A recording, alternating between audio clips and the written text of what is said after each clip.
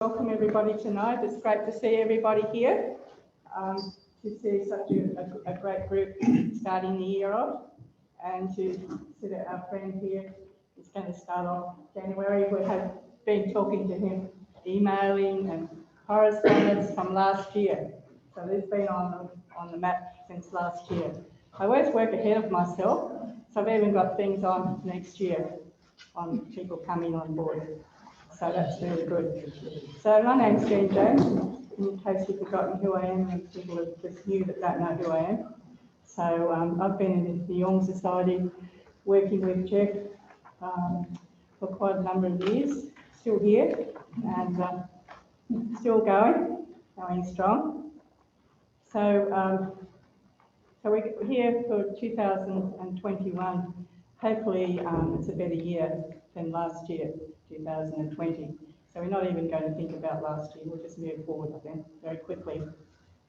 So this evening, we're delighted to welcome someone we already know, Rajiv. But before we get going, we'd like a few messages. So we want Trish, we just want a few people to come out. Would you like to come, Trish, just before we get going? Trish has got something important to say to us. Yep. Thanks, Jean. Thanks. It's just about a course that that's going to be run this year, starting in July. It's actually on embodied imagination, and I'm wondering if you can cast your mind back to last year, I think it was. We had Jennifer Jung here talking about embodied imagination. Now, Jennifer has just finished a 3-year graduation course, basically, going far more in depth into embodied imagination. And as you'll recall, the person behind it all is Robbie Bosnack, a Dutch Jungian analyst. He actually created embodied imagination, and it's a new way of looking, or of Robbie's way of looking at dreams. And he's gone into it quite a bit. He's sort of perfecting the art. He always says he's still learning himself. There's no tickets on Robbie. What you see is what you get, and he is an extremely, he just knows his stuff. What's happened is that Robbie has decided to, run an intensive course, and that will be run by Robbie himself and Jennifer Hume, who's now accredited, and Michelle, somebody I can't remember her second name, in Melbourne. And now the reason I want to talk to you tonight about it is that next Wednesday night, 6:30 to 7:30, there will be a Zoom meeting with Michelle and Jennifer, and they will explain the whole thing, what it's all about, what to expect, and answer any questions. So we do have a couple of flyers about that, but all you need to do is just email Jennifer and say you're interested, and then you'll get the Zoom link. So, but there are a few pamphlets. There's one pamphlet that's just got a picture of Robbie, if you can't remember what he looks like, or you've never seen him before, and just a brief thing about embodied imagination. It's his creation, he did it, and I can just say from a personal point of view that I've had a few sessions with Jennifer and a few sessions with Robbie, and the way that he deals with dreams is just miraculous. The process is superb. And so I really, really, really recommend it. But so if you're interested, if you could just contact Jennifer. The email that you got inviting you to this meeting has got Jennifer's email address on it, or if you'd like to take one of these pamphlets, we haven't got a real lot, but you're very welcome to take one. So I'd encourage you to do that. And I think I'm going to be really interested in doing the course. My question is the course an online course? It's really designed not to be, but it was because of COVID. Robbie comes out to Australia quite often, both like Jennifer's here in Canberra, like how lucky are we? But it would be a partly Zoom, and then when Robbie's out here, it'll be intensive residentials. Okay, but you know, go on to the Zoom and ask Michelle. Yeah. Okay. Okay. Thank you very much. I think members were sent some information about that as well. Also, I'd like to draw your attention to Dorothea. Dorothea didn't come out tonight because she finds driving at night has become a bit of an issue for her, particularly in the rain. And but she ran a very successful dream group and fairy tale group last year at Wesley Uniting Church. So she wants to start the dream group again on the 22nd of February. It goes to the 22nd of February to the 28th of March, just before Easter. So that's for 6 weeks at Wesley Uniting Church at Forest. So she ran that last year and it was very successful. She has quite a group of following people that were quite interested to come along to that. And she leads a very good group on that. So that's for 7 o'clock on the Monday to start for 7:30.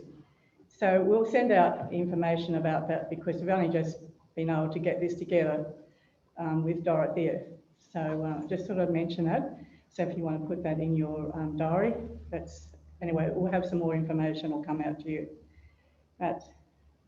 So this evening, we're delighted to welcome someone we already know from last year, Dr. Rajiv Singh, who came from Wollongong, drove up to be here. So we appreciate your efforts. And many thanks to Richard, who is hosting Raja in his house. In his talk, Raja will look upon dialectic space. In a previous talk, he touched on the resemblance between dialectic space and Jung's Thomasis. Now, Raji invites us to explore this sacred, complex, therapeutic space in more detail and its potential to the emergence of healing. So we're looking at healing in depth. Dr. Rajiv Singh trained as a psychiatrist in India and practiced in child and adolescent psychiatry in Australia, India, and New Zealand. He has strong interest in dialectic practice in therapeutic work and has completed 3 years of training in open dialogue. Raja will talk for about an hour and then we'll break at a bit after 9 for 15 minutes for tea and coffee. Then resume with question and discussion and finish by 10. So we'll be sharing this session with people who are online and recording and later reference. If you don't want to be photographed, please sit over where, Robert? Where we're supposed to sit? Over there? Okay. So that's when you're having discussions, so don't worry about it now. And if the people are Zooming, if they please don't interrupt by just use your chat button to talk. And so we'll remain on mute during the talk, and then we can have a discussion later. So I'd like to over here to Raja to say very welcome, and it's great to start the year off with you. Thank you. It's a fabulous place to start.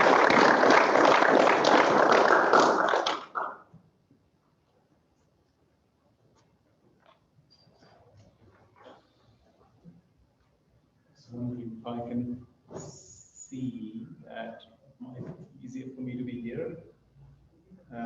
Or maybe if I have my presentation on as well here, so I can have a look at it.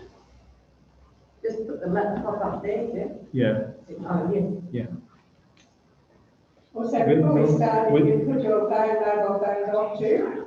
So that's another thing. So many cords, Raj, if you'd like this plugged-in version in front of you. Is that what you're saying? I can have my presentation. Oh, you can do it. I can just have a look at slides here. Right. You can continue. Tell me when, just tell me when, just say when. Yeah.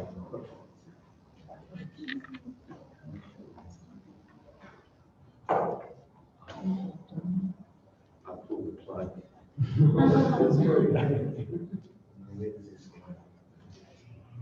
So, whilst that's being settled, thank you very much for the warm welcome and the repeat invitation.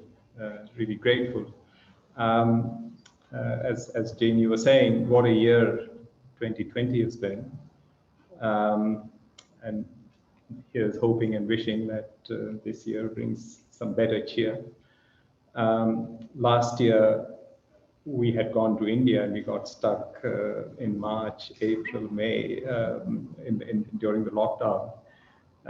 But my very positive association was with Canberra was reinforced when the flight that we got back from India actually landed in Canberra, and that was the first repatriation flight into Canberra. And so if we had to have quarantine, it was one of the best experiences. It was a lovely hotel here, and it was just very well looked after, and I have heard really horror stories from other people. So we were really glad that we actually landed here. There you go. Yeah. So dialogic space is something that has been of real interest to me as part of the open dialogue course that I have completed. But it is something that as the more I think about it, the more I realize that it is something that we need to understand better, we need to perhaps pay more attention to, and that's what I've been hoping to do. As part of this talk, to perhaps run some of my ideas with yourselves and to see what you think of what I'm sort of saying here.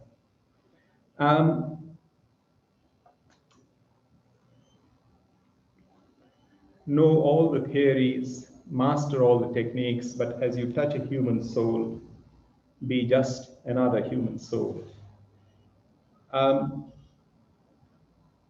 As we, all of us, as we sort of go through our lives, I don't think there'll be anyone who would be able to say, well, I haven't had any problems of any kind. We all go through, we all have different kinds of difficulties. And we seek solutions, and sometimes those solutions are obtained through conversations with family members, through associations with friends, through substances, through religion for some, spirituality for others. What I'm trying to say is that we are all constantly, not constantly, but on a fairly regular basis, we go through our lives and we resolve mostly, or happen to resolve mostly, most of our problems. Someone estimated that maybe about 90 to 95% of human problems are resolved without needing to visit a therapist or psychiatrist. What eventually leads someone to visit a therapist or to seek professional help sometimes is a matter of happenstance, sometimes it's a matter of circumstance, sometimes, of course, the disorder can be, or the problem can be so acute or so intense that it does require more specialized help. And when someone reaches a therapist, there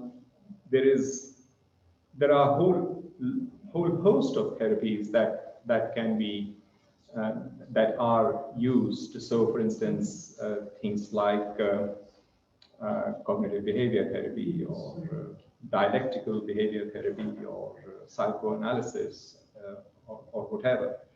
And so is that? No? Okay. There are a whole host of different kinds of ways in which people are helped. And that is what is being sort of mentioned here in Jung's comment, that know all the theories, master all the techniques. And so there are techniques, there are theories of various kinds which will help different people with the sorts of problems that they might be having. But then at a certain point, there'll be some people whose problems are not being resolved simply by, say, something like CBT or DBT, etc. And that is where that association, not necessarily at the end of that, but alongside all of those therapeutic techniques, when the therapist uses his or her self in trying to understand the other person as an individual, that is when the work of the human soul starts becoming really important. And that, I think, is where I think the discussion around dialogic space becomes much more pertinent. It's not as if in other areas it's not, but here it just becomes much more relevant. So there will be people, and I know I sort of work with some people who, if we provide advice of a particular kind, problem solving or reminding them to follow certain routines, psychoeducation, etc., that is sufficient, and they benefit from it, and they go away having been able to change. But then there'll be other people who will not benefit simply from that kind of an input, and they require more intensive work. And that is that is where, as I was saying, the issue of a more intensive kind of work, which Jung sort of makes reference to as the work of the human soul, of the self of the therapist working with the self of the individual.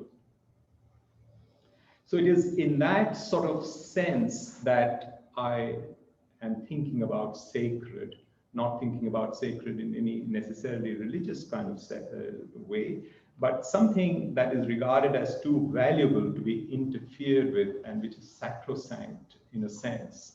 So that is the way that I'm thinking of this sacred dialogic space, not necessarily or not at all really in terms of any religious sort of background here.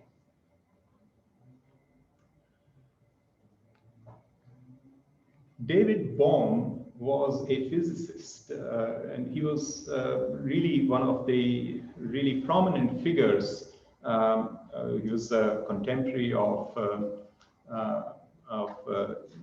Niels Bohr and Einstein, and he was really up there. He had communist leanings, so unfortunately he was at the time, because of the McCarthyism in the US, he had to leave the US. He was not allowed to remain on in academia.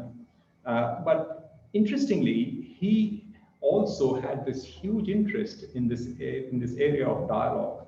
And he thought that dialogue, and he's written a book called On Dialogue. It's a small little book, which is really very interesting.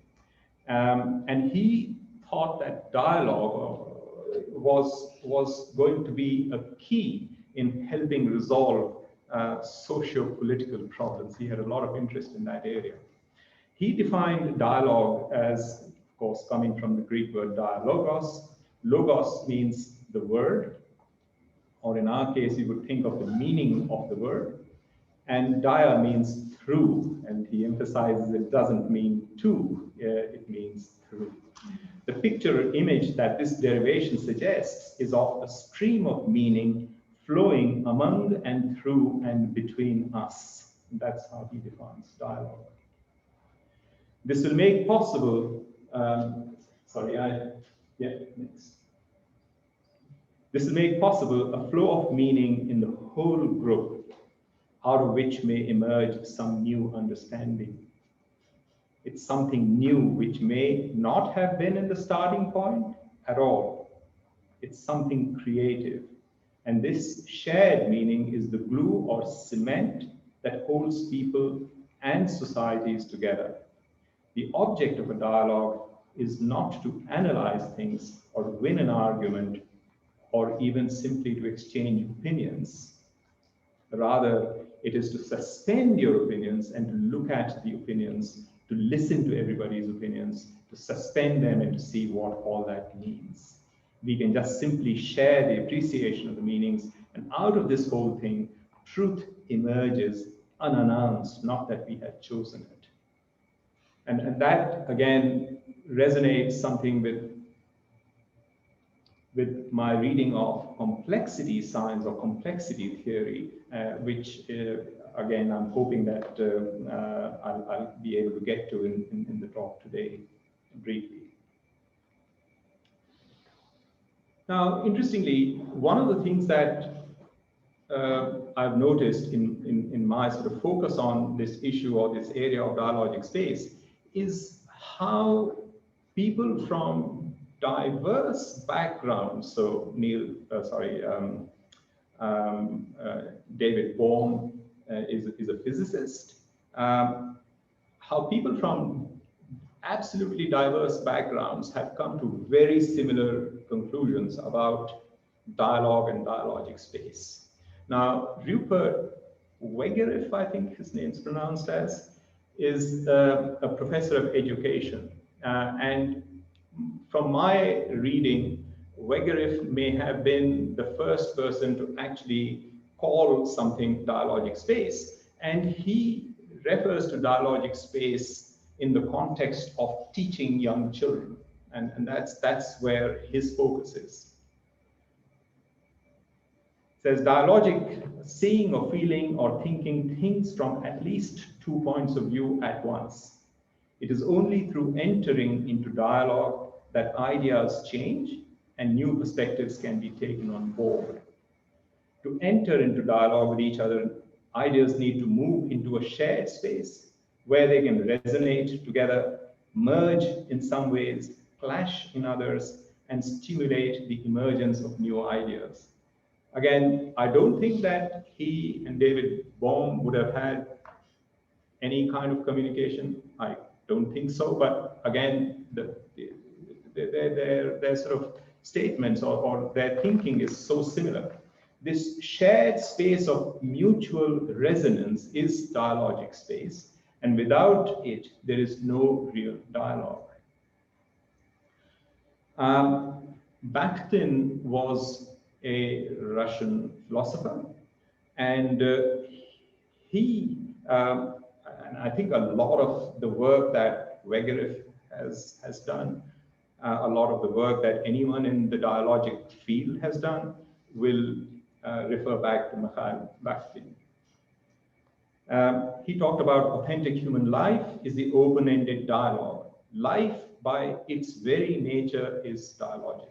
To live means to participate in dialogue, to ask questions, to heed, to respond, to agree, and so forth. In this dialogue, a person participates wholly and throughout his whole life, with his eyes, lips, hand, soul, spirit, with his whole body and deeds. He invests his entire self in discourse, and this discourse enters into the dialogic fabric of human life, into what he calls the world symposium. Coming back to Wegerev, and this is his way of trying to explain what is dialogic space, what distinguishes dialogue from non-dialogue. And he invites us to think of, say, something like the pepper and salt pots. So before a dialogic space opens up, he says, a thing is what it is and not another thing. So if I see the salt pot or the pepper pot, then if I'm only able to think, or if I'm only thinking of the salt pot, then that is non-dialogic. And the difference is when dialogic space opens up, the pots could become, say, for instance, Lionel Messi, sorry for the spelling there, Lionel Messi, brilliantly dancing around the salt pot scoring a goal. So he's just trying to say that you could start imagining things here. And this is where this perception or this thing becomes dialogic. The pots could be a proton and a neutron in a relationship with the atom, he's saying. Again, the possibilities are limitless.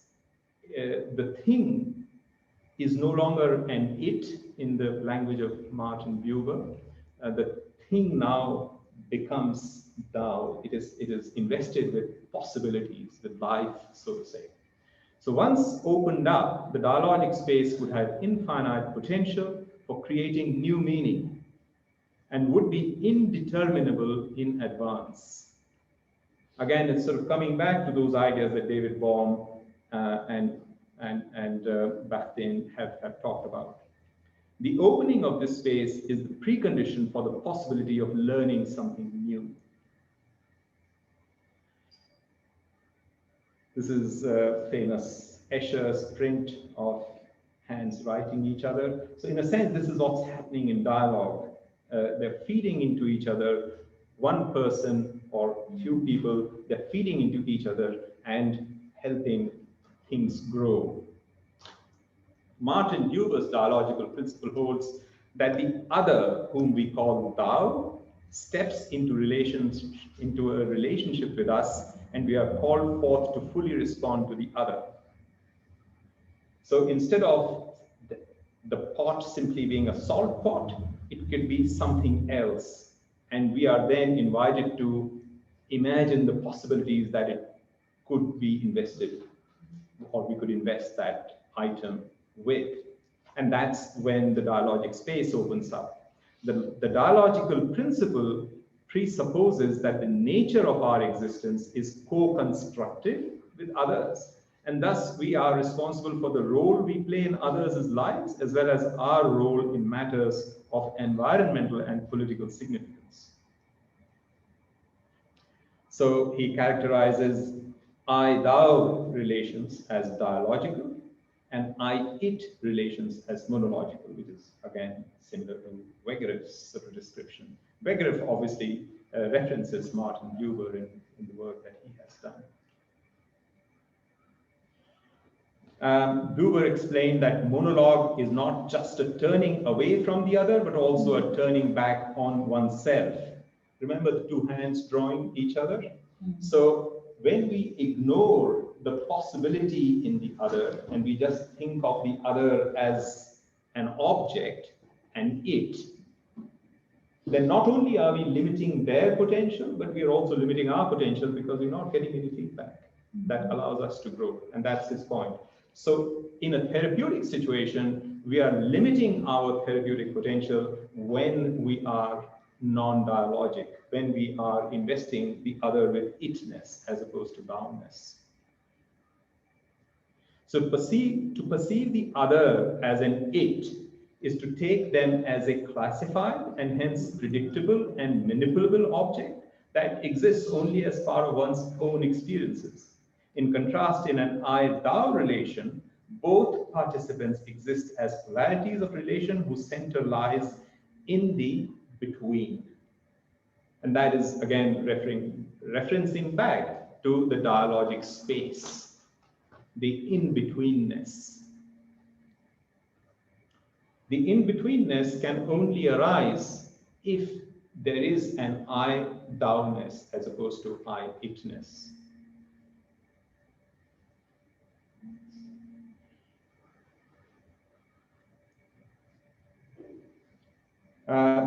Mary Olson, who is a psychiatrist and who's a dialogic practitioner, said that to be in a transformative dialogue with people requires presence and attention to the living moment without a preconceived hypothesis or specific agenda.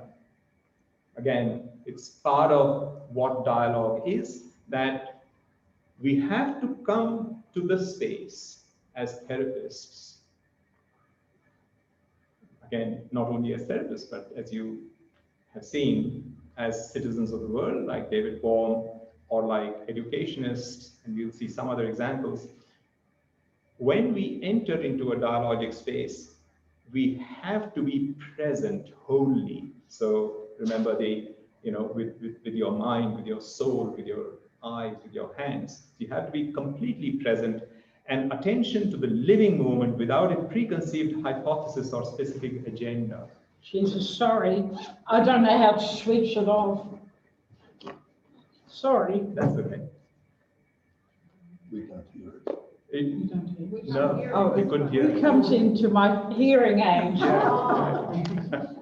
It comes into my hearing aids and drives me mad. Sorry, and I don't know how to switch the contraption off. Sorry. Yeah, couldn't hear it. Oh, it's so loud. Sorry. Oh, sorry. So, not sure if we are able to play that. We just clicked on that.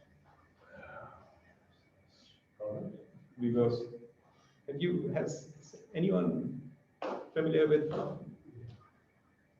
Marina Abramovich? No? Yeah. Yes? Yes, a few people are. If the sound doesn't play, I think actually wouldn't require much sound. We have sound. Out here anyway. Is it coming out of the speakers? Yeah.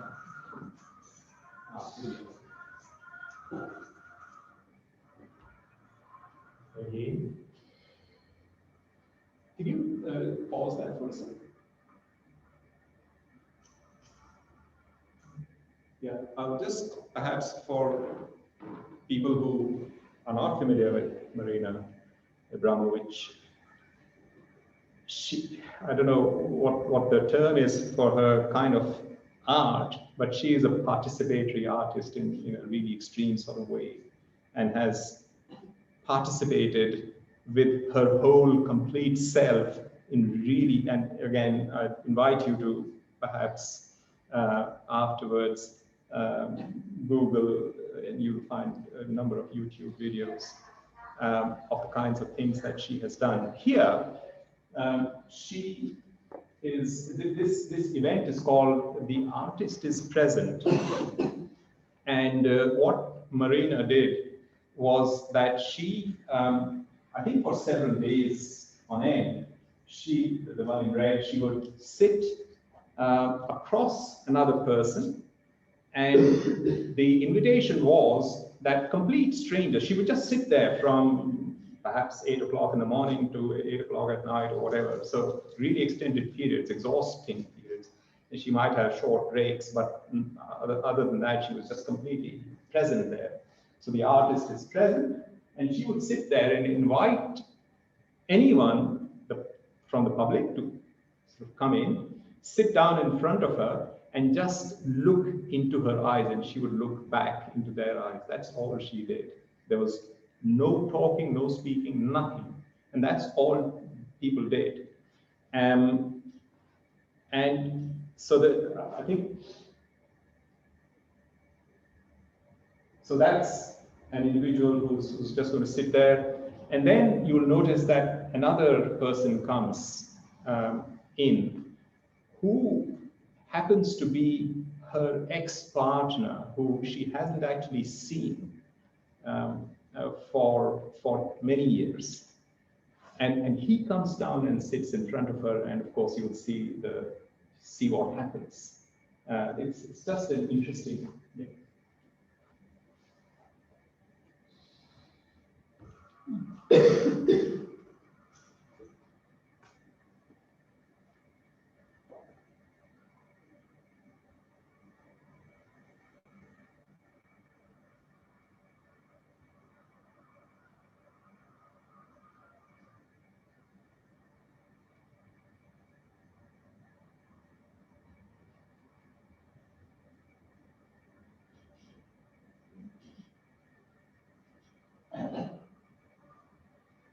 These are different people, obviously.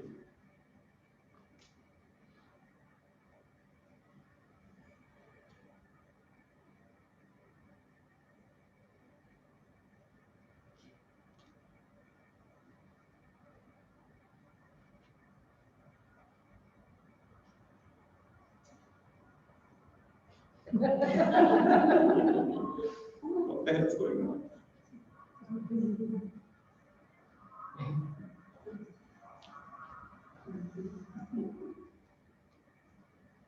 This is good. So this is the X part.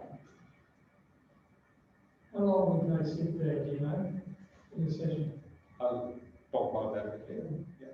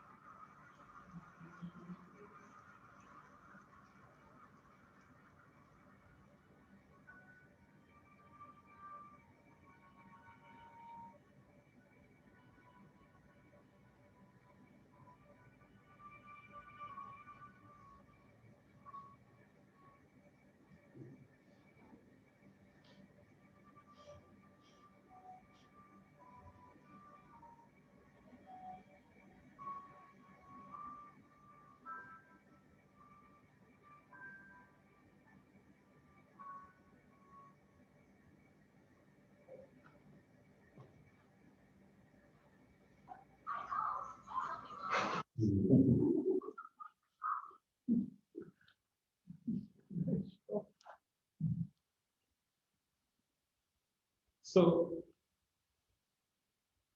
this is, obviously this has overtly nothing to do with dialogic space. But when I first watched this clip, for me, this was just really a great example of what space between people can be like. And how intense things can become without even needing to say something. And the artist is present, I thought, was a really nice, really apt title or description of whatever for her show. She was really, really present. And in many ways, for me, it resonated strongly with this, with at least my understanding of what a dialogic space could be like. And there is no speech, obviously. So this is Marina saying, nobody could imagine that anybody would take time to sit and just engage in mutual gaze with me. In fact, the chair was always occupied and there were continuous lines of people waiting to sit in it. It was a complete surprise, she says, this enormous need of humans to actually have contact. It's one visitor described sitting with Marina Abramovich as a transforming experience. It's luminous, it's uplifting, it has many layers, but it always comes back to being present, breathing, maintaining eye contact. It's an amazing journey to be able to experience and participate in the piece. He was so taken with it, in fact, that he returned to sit with the artist 21 times. And there are people who did repeat visits. I think the maximum was maybe a few hours, maybe 5 hours or something like that. I can't recall. But that was the maximum that one person just continuously sat there. But it must have been, I don't know what it would have been like. But anyway, I mean, it's just amazing. So I guess for me, the power of the dialogic space, and again, as I was saying, people are coming into this area of dialogic space from different directions, an artist, as I said, physicists, teachers, psychotherapists, philosophers. Bakhtin had talked about what he called as the chronotope, which is time space. The real dialogue only occurs in shared space. Here, participating voices enter into a relationship of inter-illumination, each learning more about themselves. So again, that process of a circular learning and growth as a result of that. There is often this model, whether in teaching or in therapy, that there is a person who's imparting knowledge and there is a person who's receiving knowledge or receiving therapy. And I think what dialogic space is, or dialogic practice emphasizes, is that yes, that may happen and it may be useful to a certain extent, but for many, it has to go beyond that. It has to go to the space where souls will touch each other, as Jung said, and where the actual intense presence of the individual is really going to be important. Donald Winnicott was a pediatrician and a child psychotherapist. And he said, the psyche is not inside us, but between us. He talked about transitional space, a space that we both create and that creates us. It has a dynamic, insubstantial quality, but then it is also a place of becoming. It is the holding environment. Winnicott's holding environment, of course, well known in psychotherapy. This is from Japan. Japanese philosopher Hitaro Nishida proposed the concept of ba, roughly translating to place, as a shared space for emerging relationships, providing a platform for advancing individual and or collective knowledge, and could be thought of as a recognition of the self in all. Again, very much in resonance with the sorts of ideas that people have come in. These are different cultures, again, completely from different perspectives. And this is the sort of the triangulation that I'm really fascinated by, that people are coming to this dialogic idea of dialogic space from so many different directions. And this is for me then telling me there must be some real truth in this, something of real importance. Now, I hadn't really realized the close association that that Quaker or the Friends movement has with Jungians. I hadn't actually realized that until the last time that I was here, and I was introduced by one of the participants here, and she actually asked me, "Are you familiar with Quakerism?" I said, "No, I have no idea. I've heard of Quakers, but I have no idea." Then more I read about Quakers, the more I realized, and of course Parker Palmer's work in this area is really well known. And he talks about the circle of trust, and he talks about how the center is where all the ideas and all the conversation is to be directed, and coming from a space of silence. Dialogic space is also reminiscent of the likely mythical Irish Fifth Province, which a number of authors have talked about, a hill where leaders from the 4 provinces of Ireland would come to settle disputes, where conflictual viewpoints could be expressed and held together, where the ordinary becomes extraordinary, and where new harmonious solutions might emerge. So coming to more recent sort of conceptualizations, Ankil, who is a Finnish practitioner of open dialogue, has described dialogic spaces and dialogic practices. And he says dialogic practices, be they encounters in everyday life or in professional contexts, take place as concrete events in the world. They take up time, they involve several people, and call for both an open-minded mentality and a responsive as opposed to a unilateral discourse. These 5 dimensions, the physical, temporal, social, mental, and discursive, together make for a dialogic space. Dialogical spaces come and go at ease in everyday life, but in professional context, they take more effort to generate and especially preserve. So just those 5 characteristics. I'll quickly run through the sort of the 5 as you can see, which would be the more dialogic of the 2 configurations. I don't think we need to dwell on that. William Isaacs, in his dialogue in The Art of Thinking Together, is a conversation with a center, not sides. And again, this physical space, and importance of physical space in trying to establish a dialogic space. It should be non-hierarchical. It should be where people are able to locate a center.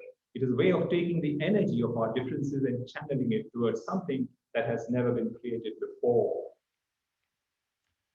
Of course, these are spaces in time, within session and over multiple sessions. These are social spaces in that they are inclusive, invitational, integrating social network resources. They are discursive in that there is a non-finiteness that all utterances need to be responded to, and that there is no finalization. So we respond to something. When we respond to something, something else happens. That happens, you respond to something. And there is nothing by way of a final thing that is reached. Of course, people will reach somewhere and they will go away with a sense of some sort of change, maybe. But again, it is not seen as the aim of the dialogic process. The dialogic process is simply the exchange of that relationship, the ongoing relationship where there is responding with the complete self to the other.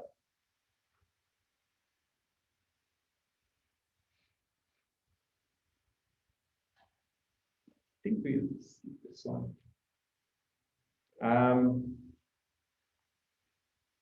Again, I don't think that we need to dwell on that. I'll just focus on silence in the next one. Silence as dialogic space, and we sort of witnessed a bit of that in the Marina Abramovich video. Just like to read something from, again, this has some Jungian resonance, which I think you'll find interesting. So this is, and this is not here on the slides, no. So I'll just read this, just also conscious that we got about 12, 13 more minutes. So this is an excerpt from the book called Bearing Witness, Stories of Strength, Refuge, and Belonging by Rachel Remen. And I'm going to read what she's written. My colleague, Lewis, a psychologist, told this story in the 1980s. When she lived and practiced in New York City, she had decided to attend a 2-day professional workshop based on 20 or so short films of one of Carl Jung's last pupils, the great Jungian dream analyst, Marie-Louise von Franz.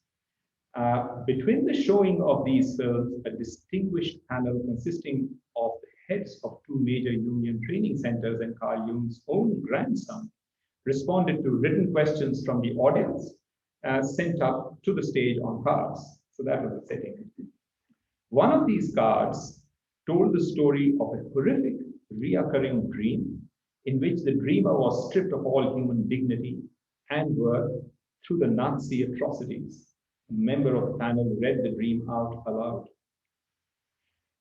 As she listened, My colleague began to formulate a dream interpretation in her head, an anticipation of the panel's response. So remember, the panel were meant to be responding to what was being sent in those descriptions. It was really a no-brainer, she thought, as her mind busily offered her symbolic explanations for the torture and atrocities described in the dream. But this was not how the panel responded at all. When the reading of the dream was complete, Jung's grandson looked out over the large audience. "Would you all please rise?" he asked. "We will stand together in a moment of silence in response to this dream." The audience stood for a minute in silence. My colleague, impatiently waiting for the discussion she was certain would follow. But when they sat again, the panel went on to the next question. My colleague simply did not understand this at all, and a few days later she asked one of her teachers. "Ah, Louis," he said, "there is in life a suffering so unspeakable, a vulnerability so extreme, goes beyond words, beyond explanation, beyond healing. In the face of such suffering, all we can do is to bear witness.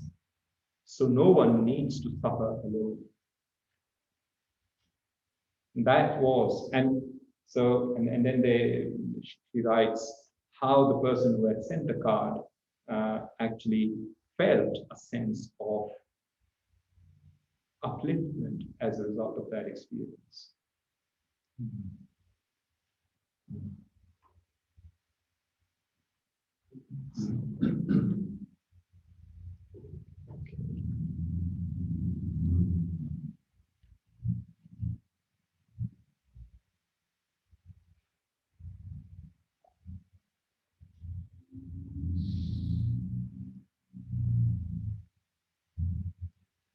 So creating a safe dialogical space, and I think this is going to be a repetition of some of the things we've already said. Respecting one's uniqueness, being heard, being seen, being present. Responding to every utterance. Listening to our own embodied responses and voices activated by our client stories, and being attuned to the process of therapy versus the content of what is being spoken about. The most precious gift we can offer others is our presence. This is the Buddhist meditation expert, Thich Nhat Hanh. Presence is a way of being open, receptive, and ever emerging in our states of being as we connect with others and with our inner world. Dan Siegel, psychiatrist, I think. So quickly, I'll go on to safety as one of the core features. So we've discussed how dialogic spaces have these characteristics, that they are physical spaces, spaces in time, discursive, etc. One of the things that Ankhil actually didn't talk about, which again a number of other people have talked about, is this issue of establishing safety. Safety in a dialogic space emerges from the interplay of psychological and neurophysiological processes. And don't know if people have come across Stephen Porges' work. He's talked about neuroception as part of his polyvagal theory, which refers to the subconscious neurophysiological system. And again, there's a lot of really good work that has demonstrated the background to this, that there is subconscious neurophysiological system that detects and evaluates safety or threat risks in others or in the environment. And when the clients feel understood and there is a sense of therapeutic alignment, the brain responds by activation of what he refers to as the social engagement system, which is mediated via the myelinated ventral vagus nerve, which also refers to as the smart vagus. I think there is a lot in there that we may, again, if I think if people want to sort of further clarification on any of those ideas, happy to perhaps expand on that later. But I guess the essence really is that there are actually demonstrable neurophysiological mechanisms that people are now able to demonstrate in lab settings, which talk about the sense of safety that can be established through a psychotherapeutic presence process. The social engagement system also slows the sympathetic fight-flight system, allowing individuals to experience some anxiety without needing to disengage socially. So imagine the patient or the client who has a highly activated fight-flight system because of trauma, because of anxiety in the background. And when they start talking about their negative experiences, that fight-flight system becomes activated. Then that is what is countered by the emergence of the social engagement system through therapeutic presence. And that in of itself becomes therapeutic, that sense of safety. So Claudia Gold is a pediatrician, and she has made this comment that smart vagus is active when we are open to receiving a hug, to look into a person's eyes, to listen and connect. Stephen Porges' polyvagal theory helps to explain why non-judgmental listening in a safe and containing space can be healing for parent and child alike. And again, this is, I hope I'm not getting too tiring for you to listen, how from so many different perspectives, people are coming to the same sort of or similar conclusions. The polyvagal theory offers a neurobiological explanation of four autonomic mechanisms that support how presence in relationships promotes safety. And to be present requires a therapist to be grounded, open, and receptive, and aware, and a stance of being with and for the client.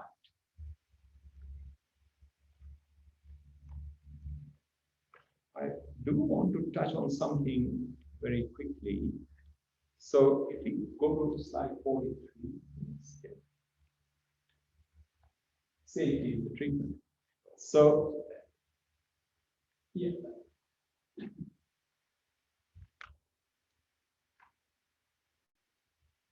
Again, this is drawing upon Ian McGilchrist's sort of, I'm sort of almost about to call it his magnum opus, which is the Master and His Emissary. Drawing upon Ian McGilchrist's work, the right and left hemispheres literally offer different perspectives concerning what matters, and as a result, shape the way we interact with each other, the kinds of institutions we create, and the values we hold. Our right hemisphere orients us towards the space between, the relational space, as it is unfolding moment to moment. As such, everything it sees is held in context and finds its meaning there. And that is the engagement of the right non-dominant hemisphere or the master hemisphere in McGilchrist's language. Again, there is this neurological perspective through the work, say, of people like Stephen Porges and the work of Ian McGilchrist that, again, is being recruited into this understanding of this little space, which is the safe therapeutic space, which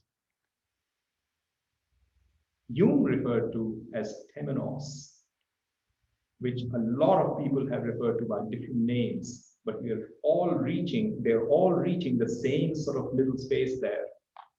Whether you come at it through neurobiology, you come at it through the eyes of a physicist, the eyes of a sociologist, of a philosopher or a teacher, or therapist. And lastly, I'll quickly go to a couple of ideas.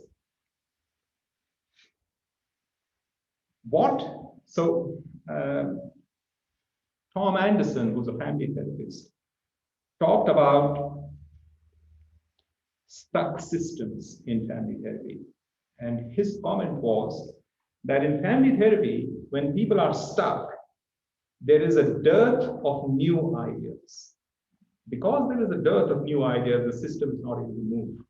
And so his theory or his assertion is that we need new ideas. How do we get new ideas to emerge?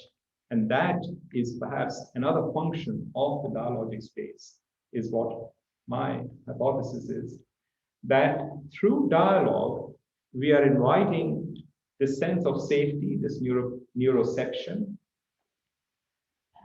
polyphony, different voices coming through. But also what is happening, and I think in my earlier slides, you would have got a flavor of that, that there is a pooling in of resources of ideas, and they are interacting with each other in a non-directed sort of a way. And what I'm sort of saying is that this is what is causing the chaos, the complexity. And you remember how people like David Bohm and others have said that in that interaction, something that is unpredictable, but something will emerge from that, and that will be the new idea or new ideas. And that is where some movement can happen. But we cannot engineer that. We cannot make it happen. The only thing we can do is to create that space. And perhaps that is what I wanted to emphasize, that the emergence and the creativity that we are talking about in this dialogic space is a function of all of these things, and perhaps many other things.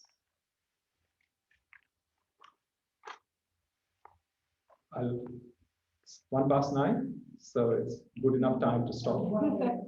No, there's not a lot else. I mean, there is a lot else, but I think I've covered. Yeah.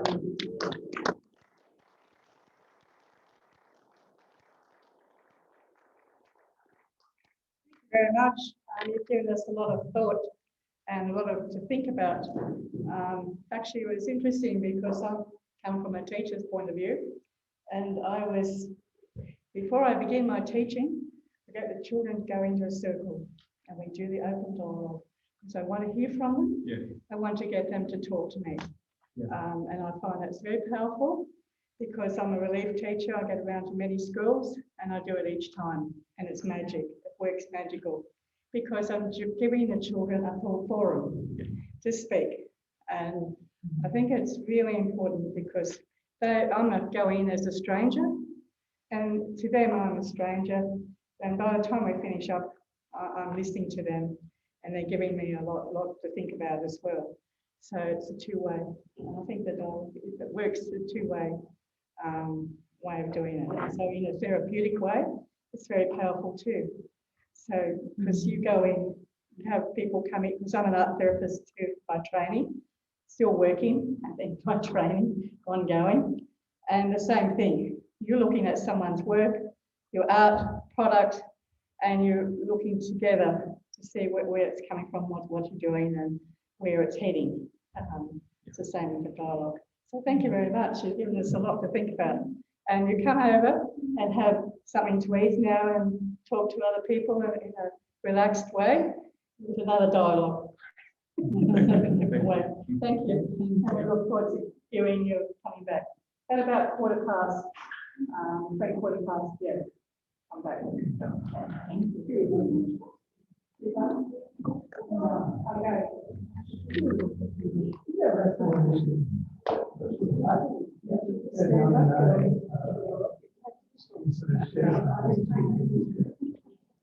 I'm sorry, but I particularly turned my hearing aids off.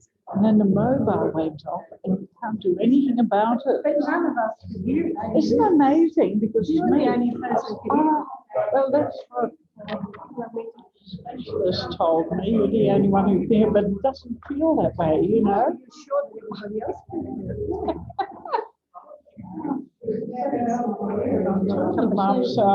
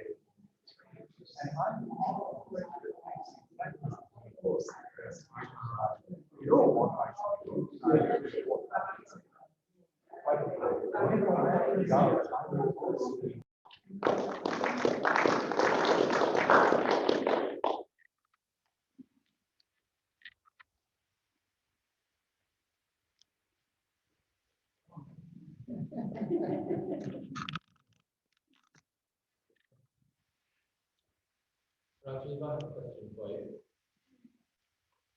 First, I just wanted to thank you for the talk. I think that this theme of dialogue and especially with that definition that you gave us of through words rather than between two. I'd always thought that a dialogue was an interaction between two people, but as you're saying, have a dialogue where everyone is coming together to form a shared understanding. And it's just such an important question in our world today where there's so much of our political processes don't really have dialogue, where there's polarisation. And it's so often that trauma blocks people off from dialogue and people shut down and they won't listen to other perspectives that they could learn from. And yet, if you look back to the whole history of healing of the soul, that dialogue is like the philosophical concept of dialectic, where you go back to Plato and he has these magnificent conversations with just lots of people chiming in, and as you say, creating a dialectic space where everyone can learn. And that theme of dialectic flowed through in philosophy with the idea of a thesis generating an antithesis and then integrating as a synthesis. And so that theme of integration of different points of view in a conversation form synthesis comes out of this sort of dialogic space that you're describing. So thank you very much. I really just wanted to drop those comments. If you have any reflection on those things, that I would welcome that. Yeah, no, thanks for that comment. It's interesting you sort of mentioned dialectic. I mean, as we would all know, there is dialectic behavior therapy, which is obviously a very evidence-based form of treatment.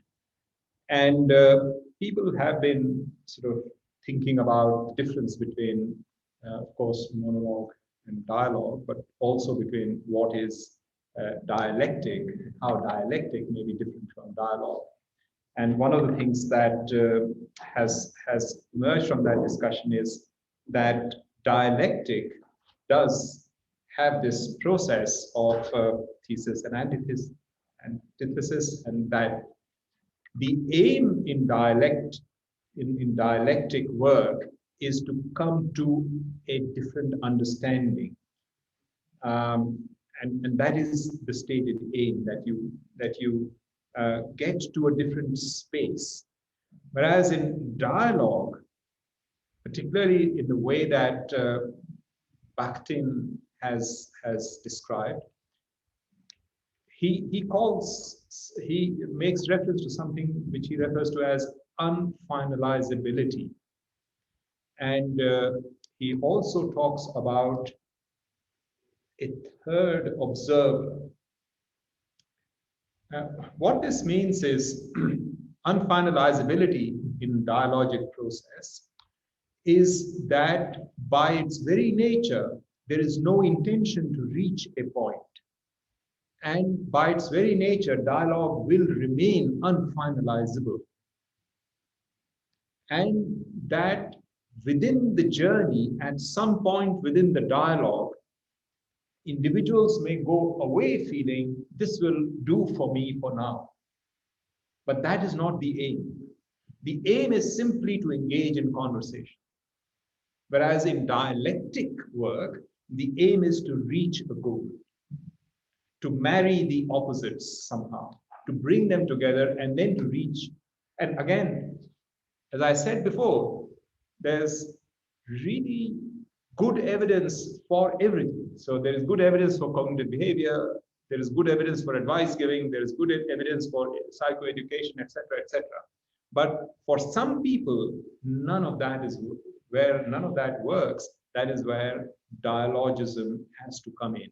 That is where the contact between people at the soul level, so to say, as Jung said, has to occur. That is where the healing will happen for those people.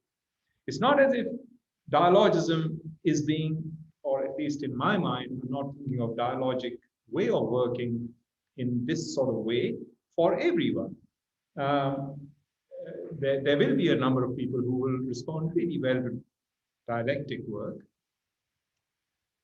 but dialogism is slightly different, and I just wanted to emphasize that difference between dialectic and dialogue, dialectic and dialogue.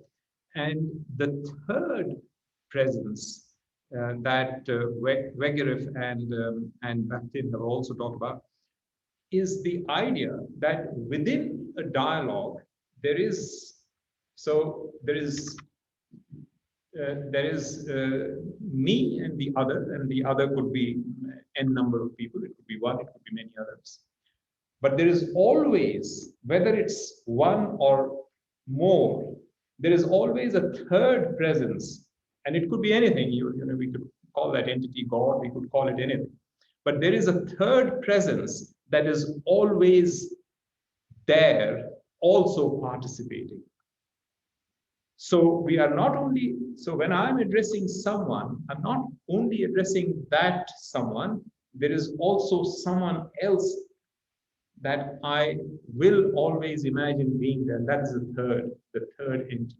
I don't know if that's making sense.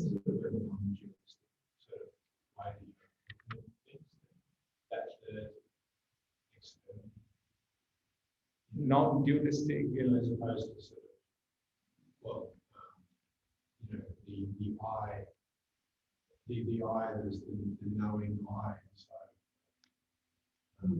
yeah, so I'm not sure of the non-dualistic, but the way that Bakhtin has described it, in my understanding, is that the unfinalizability, which he sort of talks about, is this in reference to this third entity. That there is always a reference to something else that will happen, even if the two people, let's say I'm engaged in a conversation with another person, and we have a conversation and we reach a point where we are both quite happy that we reached a resolution. Now, there is a sense of finalization of the conversation at that level. But there is a third entity where there continues that level of unfinalized conversation still to occur, because something else can be imagined. Yeah. Yeah. Yeah, so it could be that's right. It could be that collective unconscious, it could be the spiritual, it could be the God, it could be the cosmic consciousness, whatever we call it. But it's Back not then, an area where you both are equal, you both equally sharing that. yeah. So there is an entity that is undefined, but this again, this is not my talk. This is back then. There's an entity that is undefined, which is sitting there, which we knowingly or unknowingly are still addressing. Yeah. In a So dialogue. I've come across that, Hmm. and I'm very grateful to you for, I didn't know about dialectic space, but I can see that you can see this, including the third entity that you mentioned. Or I used to collect folk tales, and when you have a really talented folk storyteller, you find usually it's at night, and people are usually in a kind of circle, not a half circle, storytelling. And what you find, people aren't, you're not finding something new there. They usually know the story or one branch of it. But you find that as that storyteller, he's not or she isn't someone presenting himself or herself as someone more than them, but rather it has to be part of them. And you find as it goes on, if that person is good, then the audience, what I call it, the people who are very diverse, they will interact, and you'll feel an electric movement between the listeners and the speaker. And I think, to me anyway, that's that third space. And I've also had that experience in the university with a particular lecturer who had that gift, where you feel in a way transported, and you feel there's the group has become a single entity. I didn't realize that about that space. So thank you. Also in singing, when you sing in harmonies, one person could be singing one line and the other, but then together they create a sound that neither of them create, but it's a collective sound. Yes. And when you sit a reasonable distance, you hear that magically created sound that doesn't come from either singer, and it's very beautiful to hear. But what I really wanted to ask you, could you please explain to me how you see the difference between spirit and soul? Because you mentioned one of your overheads and said spirit, soul. So do you see a difference between the soul and the No, spirit? I would have quoted whoever. So I don't necessarily see a difference between spirit and soul.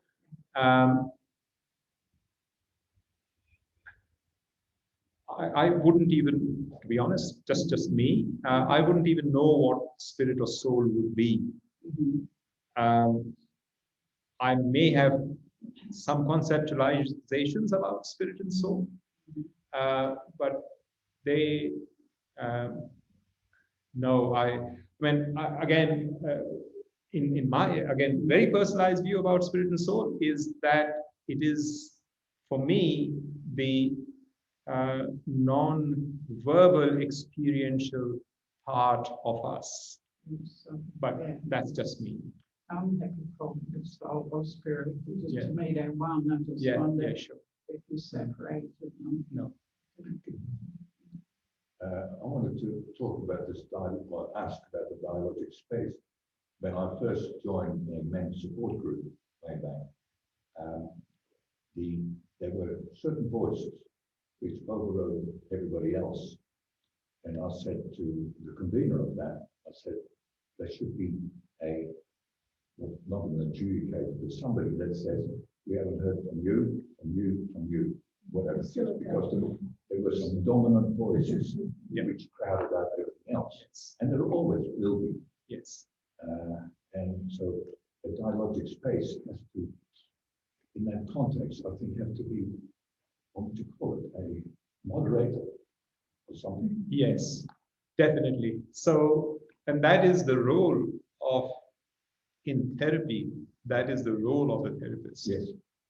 And David Baum talked about, because he would run these facilitate some of these groups for socio-political sort of in socio-political settings. And he was again very emphatic about needing to manage these meetings in a way that polyphony occurred.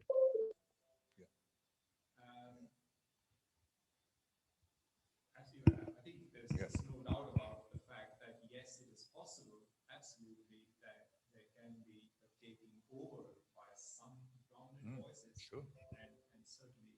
And so when I am working with families,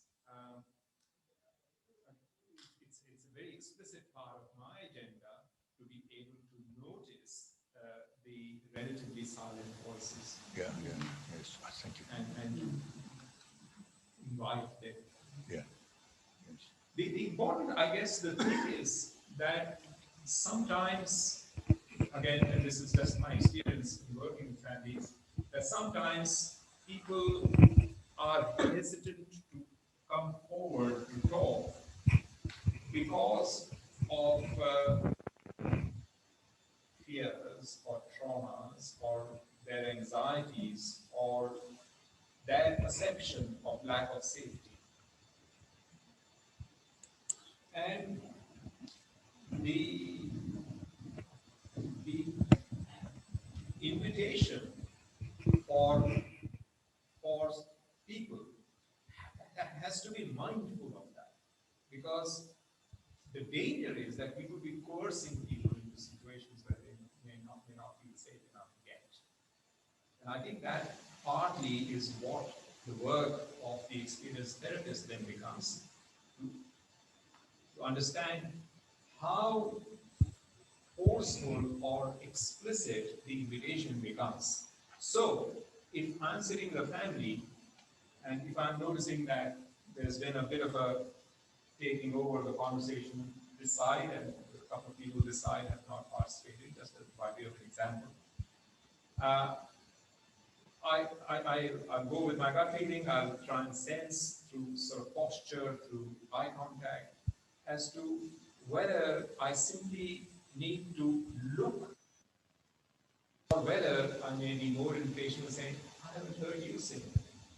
Now, when I say I haven't heard you say anything, is a much more, perhaps, well, inviting at one level, but it could also, for a person who is feeling unsafe, it could be a danger signal. So it could be something that they wish didn't happen.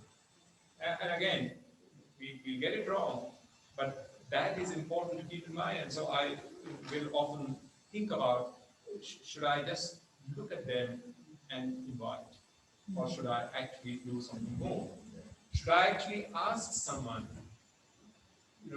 We've heard a lot that you have said, and that's really, really important. So I may look at that person who's spoken more and say, and I ask them, who do you think needs to talk more now?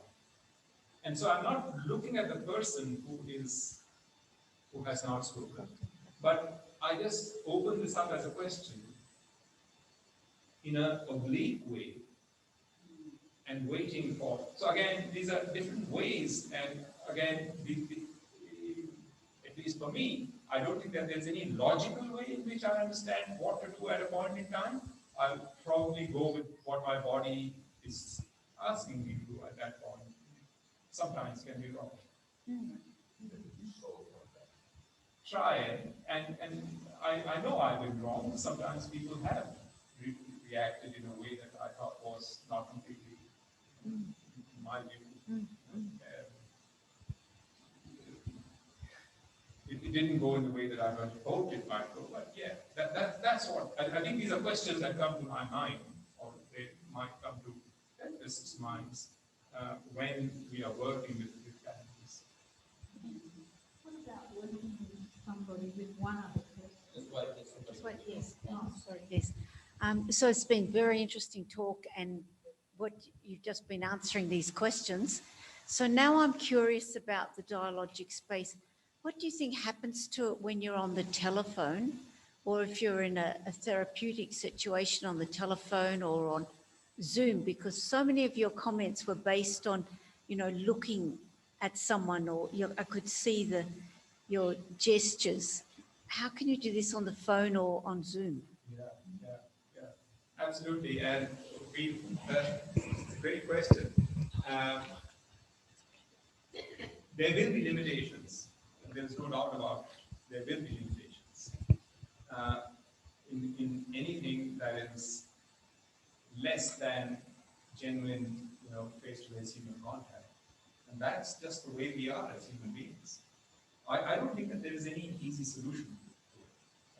But having recognized that there will be limitations, we may acknowledge. So we've run open dialogue, family therapy meetings on what we have a system called Exit, which is a kind of it's like Skype, except that it's because of confidentiality, etc. It's a much more secure IT system. So we have run Exit sessions with families.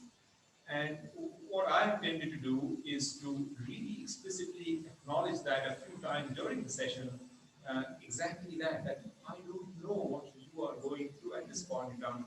I cannot read your expression that well. Would you want to tell me a bit more? So I am more explicit in inviting because I'm not able to read them as well. Sometimes I will describe to them in more wordy ways things that I may otherwise have left for my expressions or body posture to have conveyed. So I tend to obviously rely more on words rather than, as you say, yes, because all of those gestures and those nuances of just being in the presence of people, it's two-dimensional. There's nothing else there. So do you think that might explain some of the difficulties children had with homeschooling or with Zoom that was forced on them? So they got to the point of saying, you know, I hate this, I hate Zoom. So yeah, it could be definitely one contributing factor, but I think the fact that children, so take a step back. There is, and I'm assuming you're sort of wondering whether children have had more psychological, mental health also difficulties as in the context of COVID. Is that? Well, that's an extreme point. I wasn't thinking in those terms. I was just thinking that some of them found it very difficult to use Zoom as the main means of communication with anyone outside the family. Yes. And I'm just wondering if it was because that dialogic space was completely lacking, that they couldn't kind of feel the distance between one person and another. I'm sure that would have contributed, there's no doubt about it. But I just wanted to say that COVID has actually resulted, and I'm quoting figures from New South Wales Health, where presentations of people under the age of 20 have increased by 20%. Now that's a huge jump. That's a surge that is just incredible. So we've looked at numbers of young people presenting to the emergency department or to our services, etc., and compared year to date 2020 versus 2019. And that's where the numbers have really gone sky high. Partly may relate to that issue of lack of contact through direct sort of being there with other children and with the teachers. But there would be a whole host of other issues that are going on. We know that there's been an increase in domestic violence. We know that there's been an increase in substance use, etc., and financial problems. So there's been a number of contributory factors that have gone in, and of course, developmental stage for children, there's not mature. Their level of vulnerability is higher compared to. So this increase, this surge, has not been noted in 20+ age group. It's only been noted under 20, which is fascinating. So it's definitely something there. And I know you were not, as you said, not that extreme, but yes, there is an increase. It's partly related to the lack of social contact with other contributory factors as well.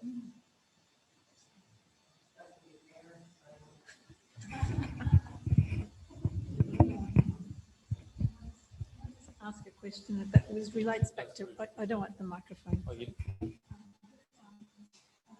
You were talking before about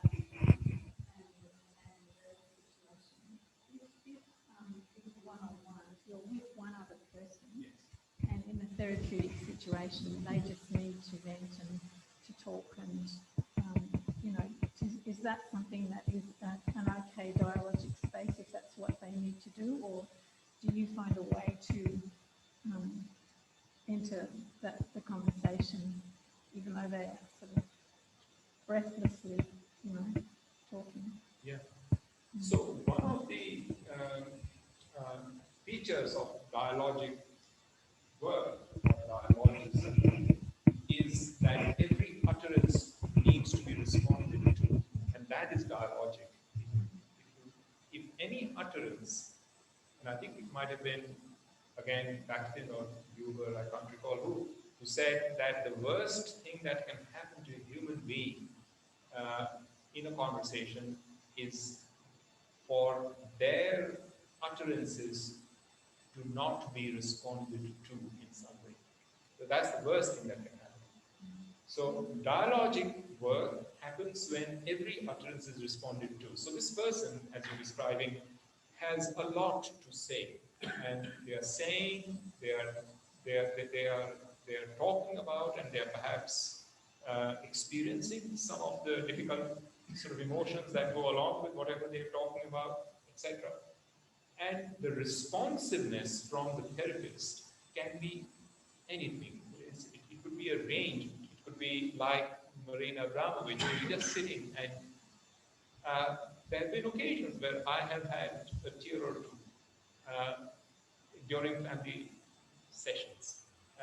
There have been occasions where I have burst out laughing, and that's been just the only response. There have been occasions, of course, much more often, would be when one would actually respond through words, or it could be through gestures or through facial expression, or just leaning forward. And that could be the response to the utterance. And that's it. If there's a whole hour when the other person talks, that's okay, as long as you're responding with body language in some way. Again, it will all depend upon, I mean, you sort of, I would be wondering if there is something else, what is going on. So I'd be thinking, again, with my perhaps psychiatry hat on, is there something by way of major mental disorder here that we're missing? Or which might be... Sorry. Oh, dear. Sorry. But this reminds me, it's just funny because, you know, I really scream. It's a funny response. So I've been thinking of a whole range of possibilities, and whether it's all right or not would depend upon what I'm thinking at that point. And so sometimes I'd be thinking that this is the first of maybe a few sessions before this person can breathe. Yeah, and that's possible. But at the same time, I'm thinking, what else could be happening here? I can't remember near the end when you talked about neurological stuff and that theory, how we feel, neurologically feel whether we're in a safe space or not. And there's something in psychology, I can't remember what it is, but there's something like, it's not the words we speak about, 80 or 90% of it is these other social cues we're giving that are implicitly picked up, you know, and that seems to be that's going on, that kind of sense of safety that the brain is picking up on, or, whether we feel safe or not, it's a function of the brain that we're not consciously controlling, and it's picking up on social cues, or it's picking up on, to find out whether an environment is safe. And I think you've covered this a bit, but I guess the thing is, we can intuitively feel unsafe, and we can trust ourselves, but we can also kind of say how much of this is, kind of imagined or paranoia, or, how much of this is not real, So when our body, when that system is telling us we're not safe, can we trust that, or, can we also, do we doubt that sometimes and think, oh, maybe I'm hyper anxious, or I have. Is that making sense, my question? Look, I wasn't sure whether you're thinking from the perspective of the therapist. no, I'm thinking from the perspective of anyone. So I'm thinking from the client's perspective, but anyone who feels himself in an unsafe environment, for some reason they're picking up on that. They may not know why, but it's like, I'm unsafe. And it seems with what you're saying that we can trust that mechanism that's telling us that we're unsafe. But there seems to be that we can also doubt it. If we have heightened anxiety or heightened paranoia or something, we may feel unsafe. I guess it's how reliable is that mechanism, and should we trust it, or are there times when we have to say, oh, I'm responding irrationally to a situation? Do you know what I mean? I think I know what you mean, not too sure, but let me paraphrase that and tell me if I got it. So you're wondering if I am in a situation and I'm feeling unsafe or unsteady, and I'm feeling that maybe people are judging me or whatever,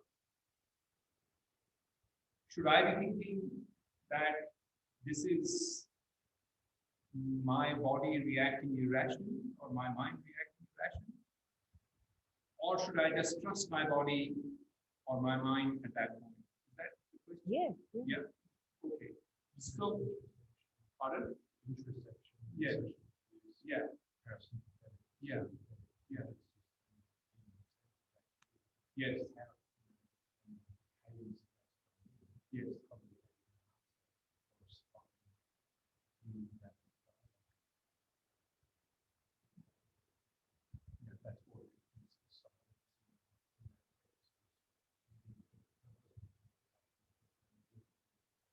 Yeah. So I'm thinking there are two things happening there. Perhaps one level is that there is something happening which that I'm perceiving at a point in time. And that is for real, because that's what I'm perceiving. Then I'm providing a meaning to it, which is that this is irrational or rational or not rational.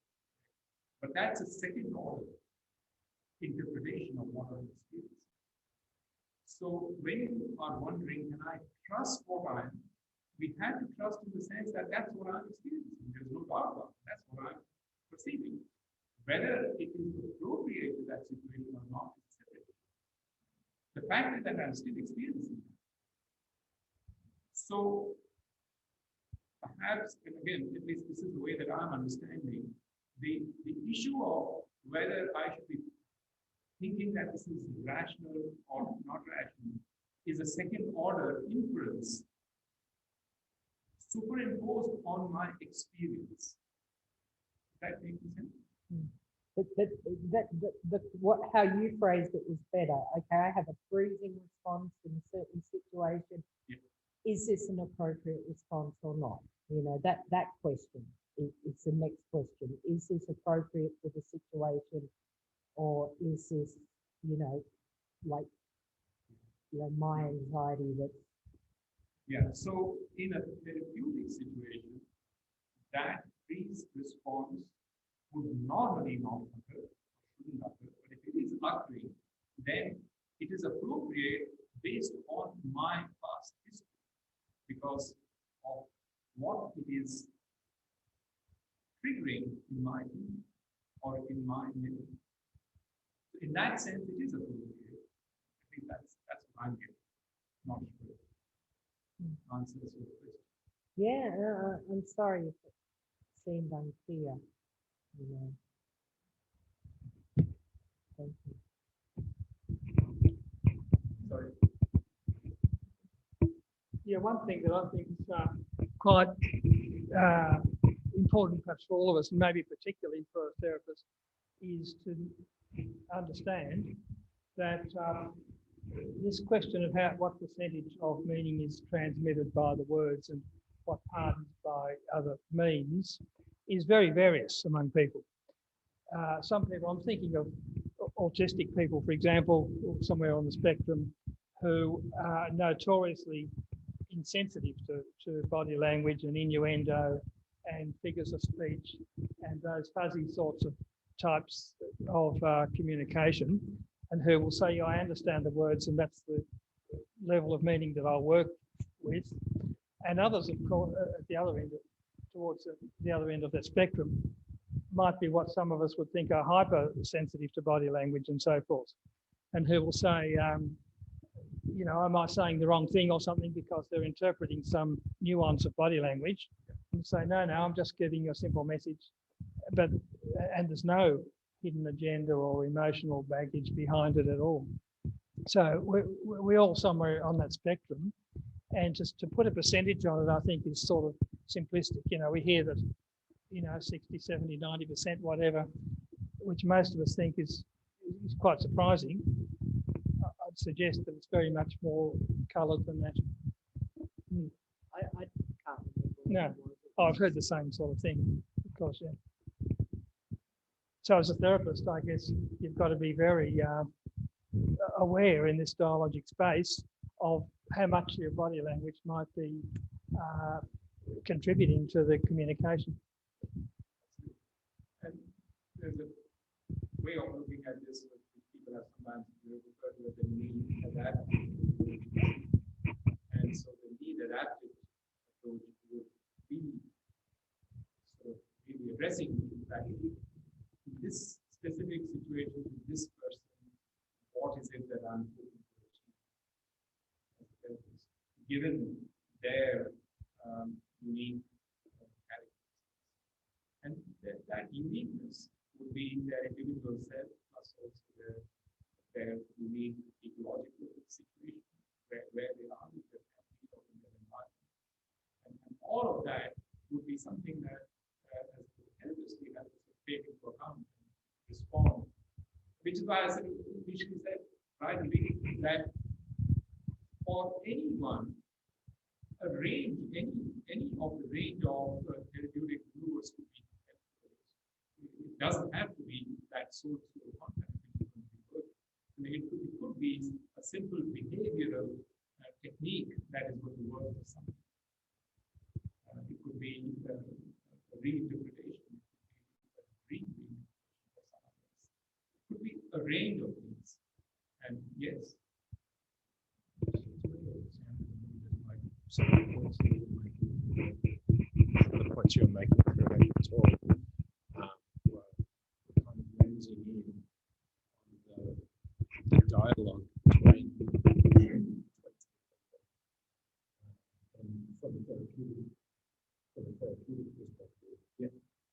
And going back to the original stuff from Jung, there is a point where there's techniques where you've done multiple trust, relationship building with that, prompting with that clients. There's kind of a human nature. At a certain point, it's now we're just actively listening. I think that's what this is. That enriches, that is another absolutely critically important piece within all of this social cues, interception, spectrum, different things that are building trust.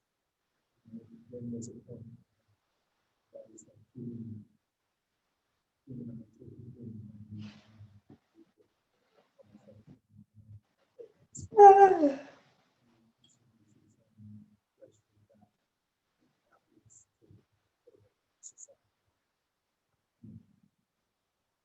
That dialogue continues on. Yes. In the collective unconscious. Right. Yeah. Yeah. Yes. Yes. So at a certain level, I think you might be referring the last bit. You might be referring to, say, Bakhtin's comment about how this then becomes part of the overall system, which is the beingness in the world. And that is true. I mean, but again, that's not something necessarily as a therapist that I'm sort of particularly, immediately mindful of in the therapy situation. But you're right, a dialogic process will extend beyond the therapy session. Absolutely.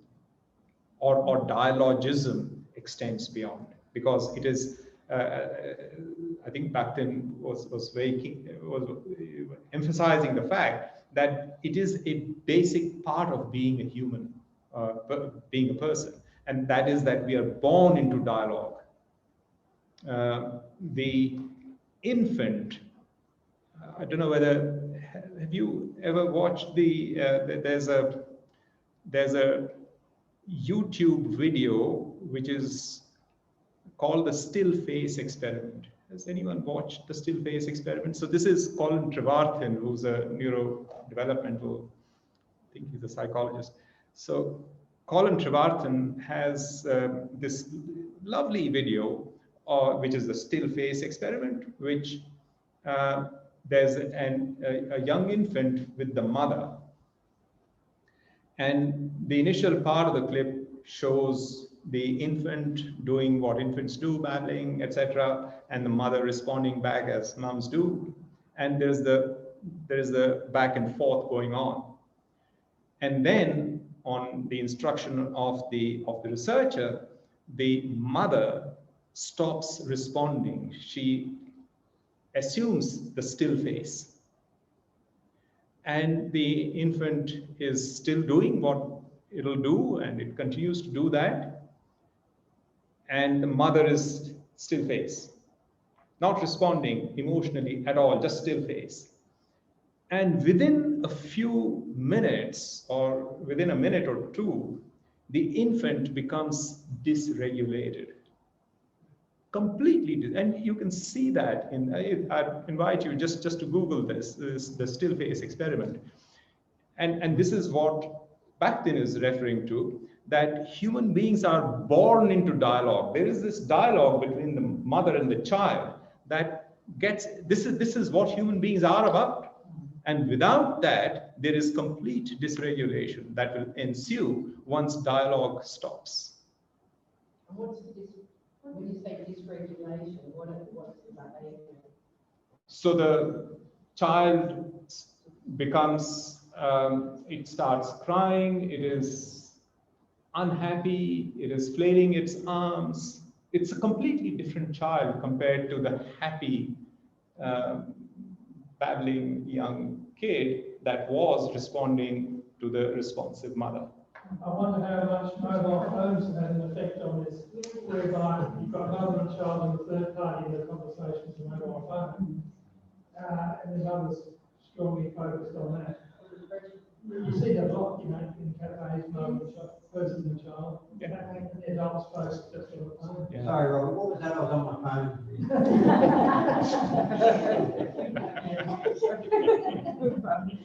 Sorry, I have one more question. I realise your time's up.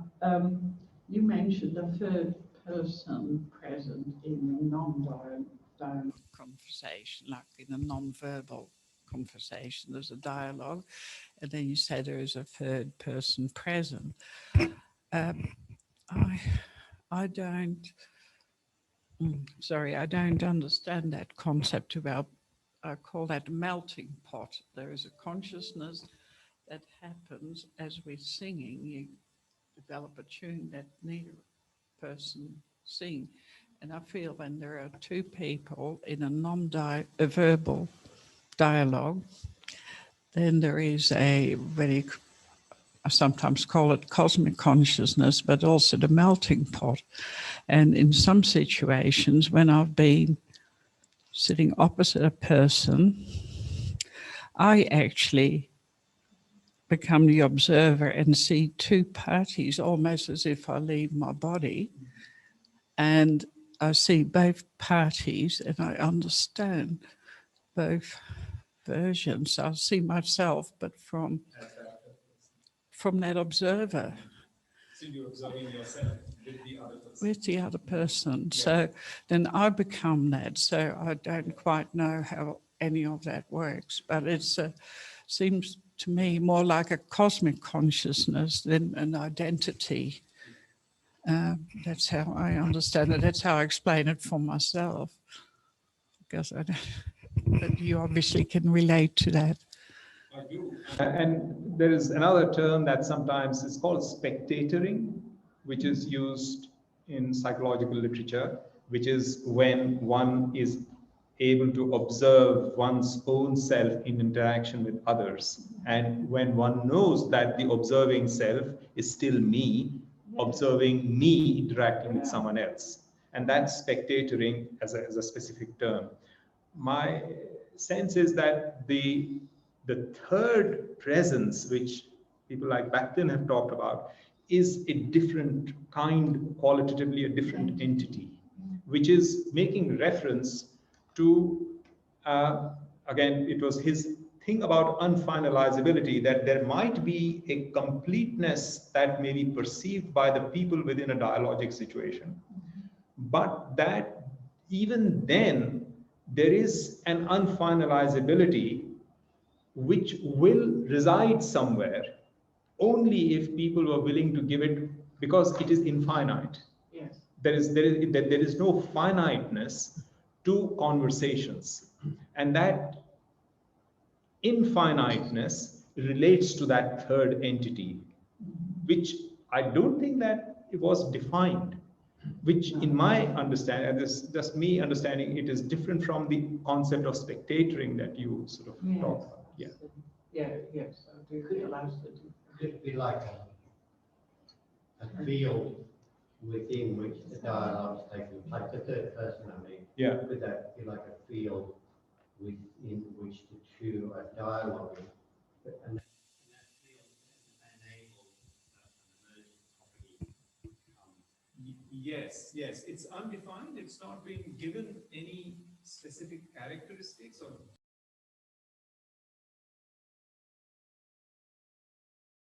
presence that we are consciously or unconsciously aware of, which will always be there. That's what at least Bakhtin's view is.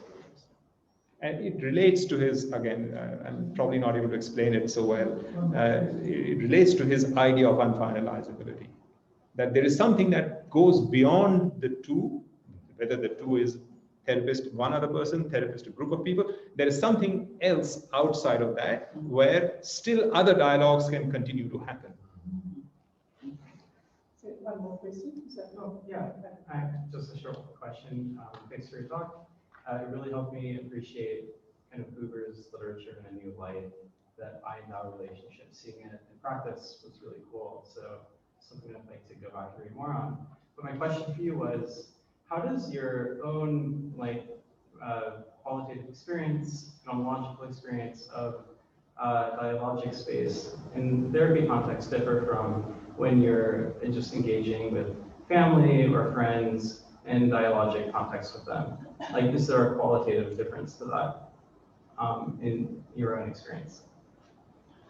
So if I understand you rightly, you were sort of wondering if this, my theoretical understanding or my reading around or my practice of dialogism in a therapy situation, how does it carry over into my sort of personal life in some way when I'm dealing with family and friends? Is that what you're wondering? More like, does it feel differently when you're acting kind of in a professional capacity in dialogic space versus in a personal capacity? Yeah. So, look, I think, and I'm not unique in this, people have written about how dialogism is a way of being rather than a technique. And that way of being, there's a paper by Jaakko Sekula, who is an open dialogue practitioner. And he's talked about dialogic practice as a way of being. And I'm making reference to that as, you know, and I think that's what you're wondering about. And his idea is, and which I resonate with, is that once you start, at least when I've started practicing dialogic sort of ways of being, it does translate into my being with others. It does have an effect.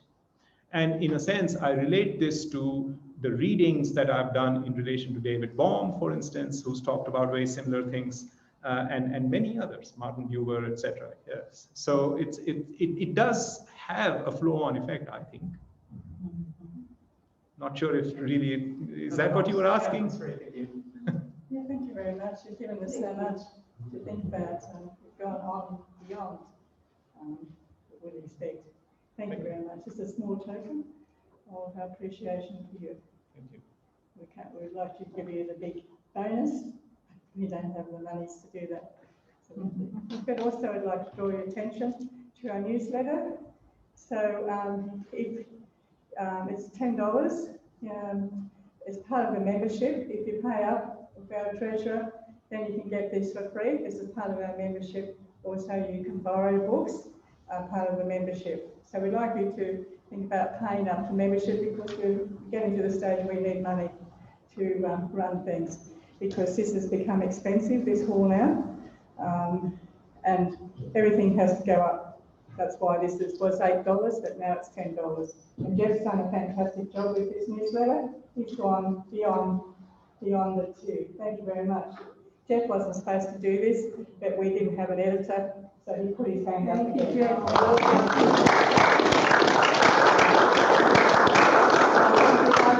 He's really gone on and beyond to get this produced for us today.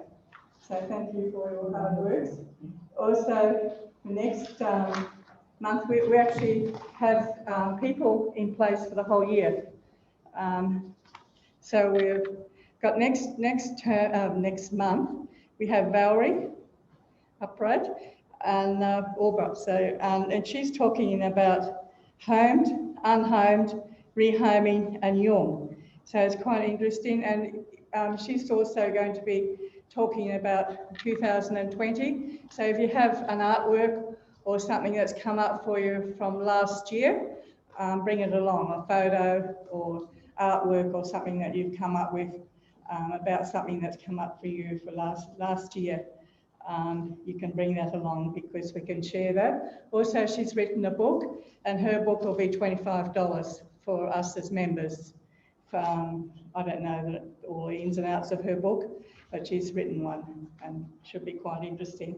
Thank you very much for coming and attending. If you'd like to see the treasure on your way out and to buy a book for $10, it's well worth it. Also, it has a program inside for 6 months to July. Okay, thank you very much for coming and attending.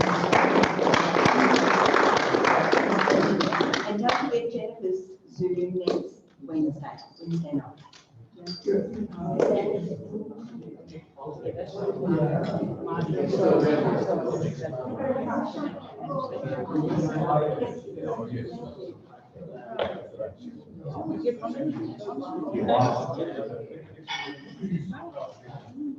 You're not a oh, yeah, okay, well, welcome back.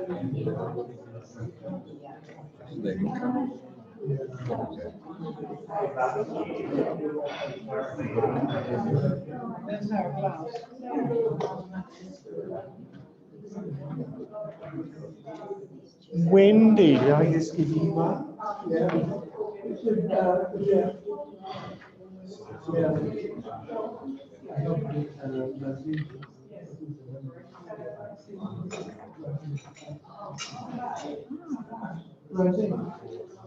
you think it was together?